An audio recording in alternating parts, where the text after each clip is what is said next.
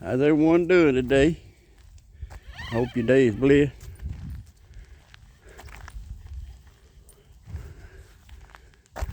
I'm going to talk a little bit more about back in the day when I was growing up.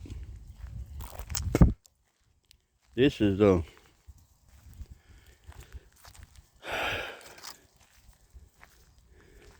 we moved down to Epps in 1959. I was 6 years old.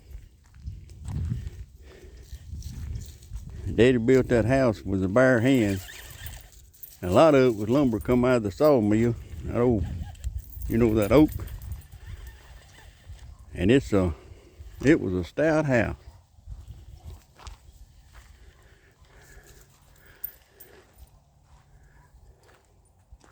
And Daddy had 40 acres, I think it was. He bought some more and cleared most of it with a crosscut saw and an axe. And then, I don't know, I was 9, 10, something like that years old. And he hired a caterpillar to come in there, knock them trees down. Well, we still sawed them up and all that and everything. But that thing would come in there and had a blade on the front of it. It was kind of like a V-blade, And he'd slide that thing underneath that tree and it'd cut it off smooth to the ground. Like that tree right there.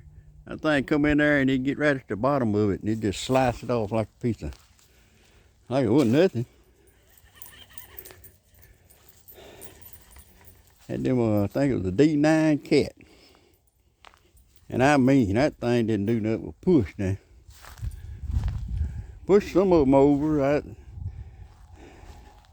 They had different ones, I guess. I don't really remember. I was so young, but I do remember they pushing down one tree, and it had a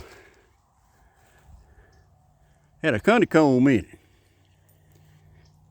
Big old knot in the tree had a hole in the side of it. And I mean, that thing just full of honey up in there. So Daddy got the saw and started cutting on it. And he reached up in there. He wasn't really, I don't get Daddy afraid of nothing much. But he reached up in there and got him some of that honey, and I mean, what they eating. And I particularly, you have to just taste for honey, I particularly right off the bat didn't like it, but the more I eat it, the more. He said, chew on that cone. He said, that's a flavor up in there. And that's, if Daddy done it, I thought it was gospel. But my uncle come on. my uncle Benedict. He come over and he's sitting there on the stump. Daddy handed him a piece of that honeycomb. About that time, he took a big, chew on it. And when he did, he went to spitting and carried on. And there was a bee in there and it stung him right on the tongue. Sure did.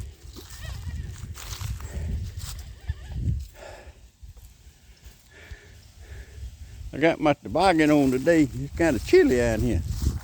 It's been being 70, 80 degrees now. It's down in the 50s. But anyhow, the more I remember back, Daddy building that house with his bare hands with a handsaw and a hammer. And finally we moved up. He started building on the back of it. I was a little older then and times have changed. And he had him a skill saw.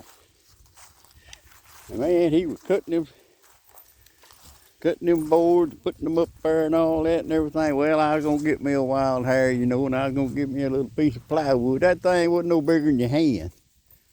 And I put that plywood down I think I had it on like a 5-gallon bucket or something.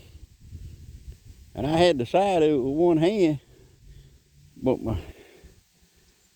my finger went underneath it there. When I pushed it, well, it was my left hand.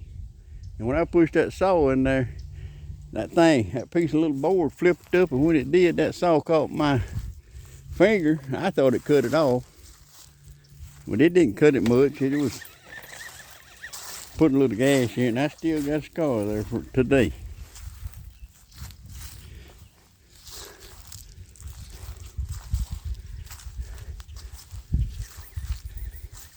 And while we was down in the woods clearing and piling, you know, we'd pile it on them old brush heap. Daddy'd burn it up.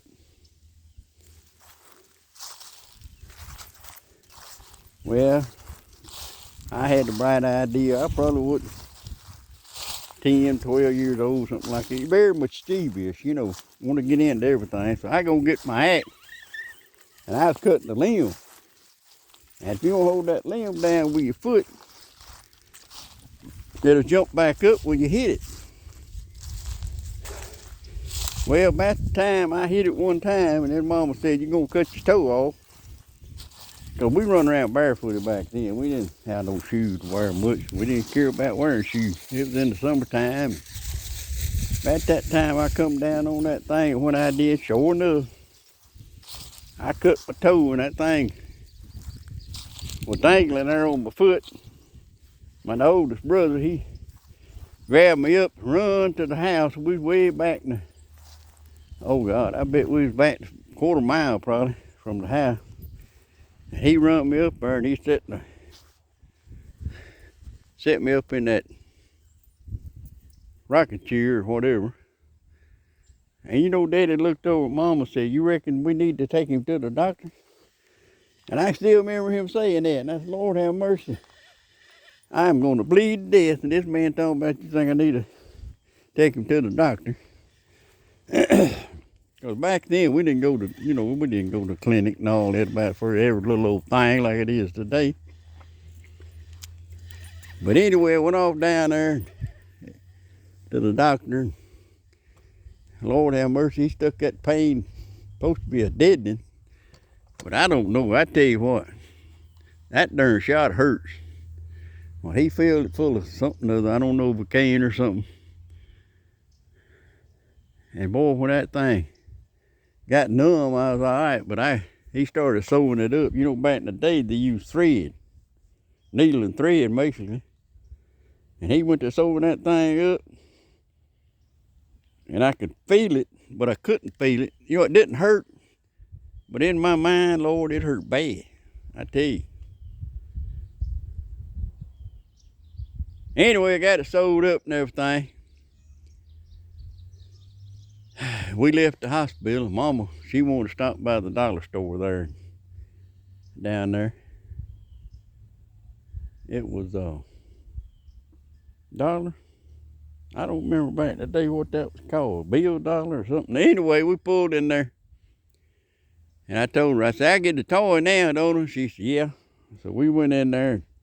I just remember hobbling down through there, you know, kind of more or less jumping on one foot, trying to find me something to pick out for Mama to buy me. I don't even remember what it was, but anyway, we come on back home. And later through the years, after we got all that cleared up and everything, Daddy had a little Super C farm on. Well, he done it, let me back up. He done it with mules there to start with. His cotton and his beans. He plowed it and broke it up and everything with his two mules, Dick and Dan. Dick was white and Dan was brown. Well, Dan wanted to get out all the time, so Daddy tried to tie a trace chain on the front of his foot, you know, on his foot. So when he started trying to jump that fence, that chain would catch it, and it'd deter him. Well, that wasn't good, because the chain caught the fence, and the mule fell back, broke his neck. So Daddy had a mess on his hand. So he had to go buy him another mule. Anyhow, I'm gonna let y'all go, and we'll talk some more pretty soon. Y'all have a blessed evening.